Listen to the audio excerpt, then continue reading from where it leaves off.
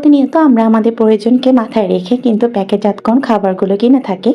আর প্যাকেটজাতকরণ খাবারগুলো কৌটায় ঢেলে সংরক্ষণ করি। তবে কিছু কিছু সময় প্যাকেটের মাঝে কিছু খাবার রয়ে যায়, আর সেই খাবারগুলো যদি আমরা খোলা অবস্থায় রাখি তাহলে কিন্তু প্যাকেটের ভিতরে খাবারগুলো তার গুণগত মান হারিয়ে ফেলে। আর এই কারণে ছোট্ট একটি টিপস আমরা ফলো করতে পারি। আমি একটা চাকুকে গ্যাসের চুলায় একটু গরম করে নিচ্ছি। প্যাকেটের মাঝে যে খাবারগুলো রয়ে গিয়েছে সেগুলো যাতে নষ্ট না হয়, তাই আমি প্যাকেটের মাথাটি সিল করব।